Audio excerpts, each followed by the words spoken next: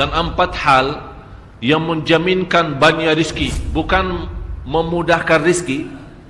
Tolong Bapak Ibu hafal, 4 hal bukan menjaminkan rizki, bukan memudahkan rizki, tidak. 4 hal mendatangkan rizki kemari.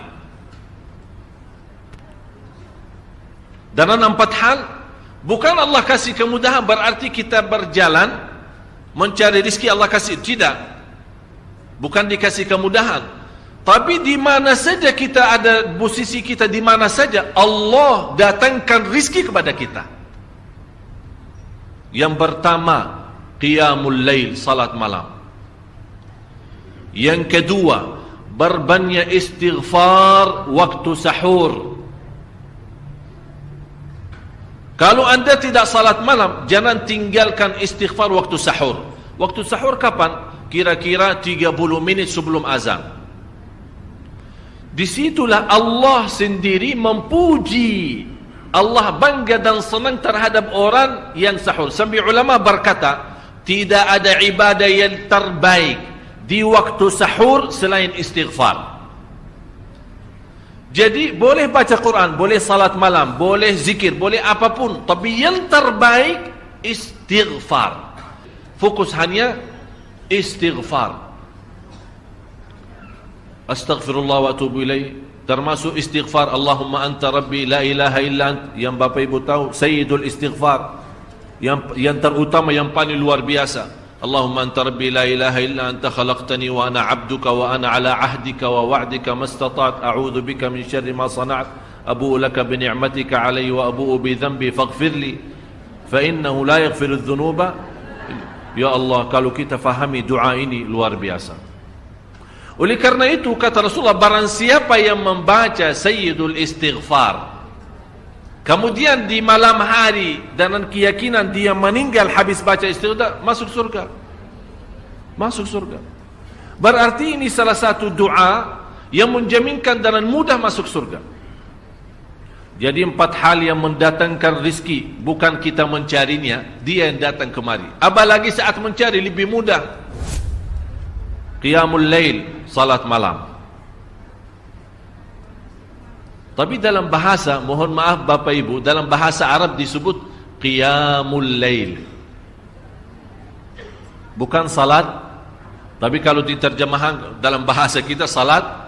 Tapi kenapa di situ qiyamul lail diberikan qiyamul lail, qiyam artinya berdiri, berarti lama. Saking lama berdiri dikaitkan jadi qiyamul lail. Qumil laila ya ayyuhal muzammil. Apa terus? Qumil lail, berdirilah saat malam. Berdirilah, bukan salatlah malam, tidak, berdirilah malam hari. Itu dahsyatnya di situ berdiri. Qiyamul lail. Yang kedua, berbanyak istighfar. Yang ketiga, berbanyak sedekah. Sebenarnya bukan istilah berbanyak sedekah. Kadang-kadang orang bersedekah 100 juta, udah saya sudah bersedekah 100 juta. Bukan itu. Bukan yang dimaksud berbanyak sedekah itu dari sisi uang itu banyak atau sedikit, bukan.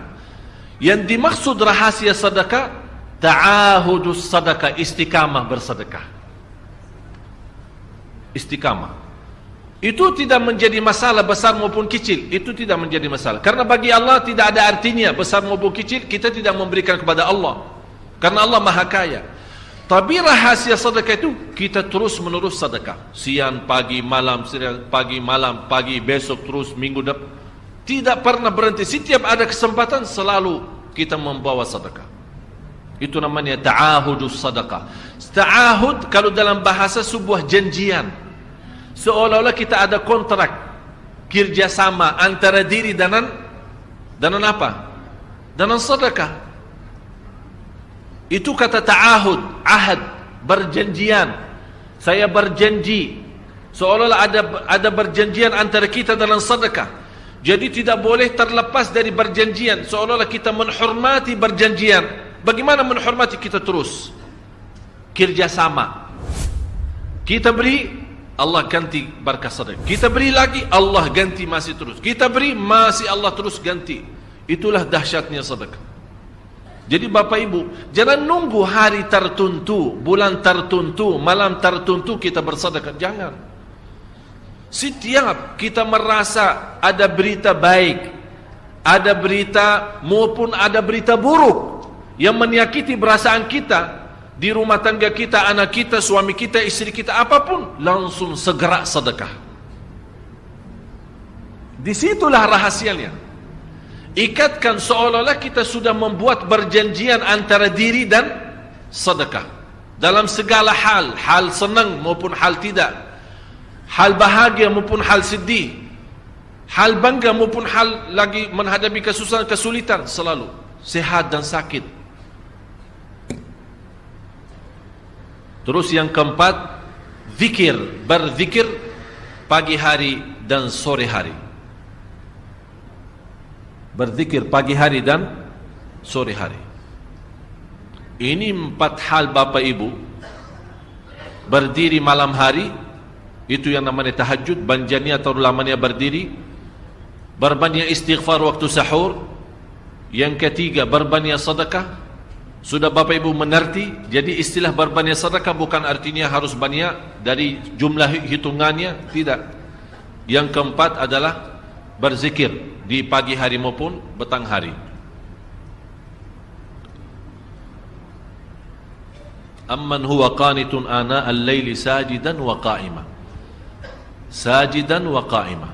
Jadi Bapak Ibu, saat kita berdiri lama, walaupun baca satu ayat, diulangi berkali-kali, walaupun baca surah pendek, tapi diulangi berkali-kali, tidak menjadi masalah. Bapak Ibu hanya hafal qulhu. Qulhu dibaca 3 kali, pahalanya seperti baca Al-Quran 30 juz. Ada seorang salih mengajak kawannya, sudah mendekati subuh, ayo bangun salat malam dan baca sepertiga Al-Quran. Langsung orang itu menjawab, bagaimana saya baca, sebentar lagi mau azan. Bacalah qul huwallahu ahad. Salat malam dan qul huwallahu ahad. Jadi Bapak Ibu, yang saya harap, jangan susah fikir, ya Allah saya mau baca apaan. Tidak usah susah fikir.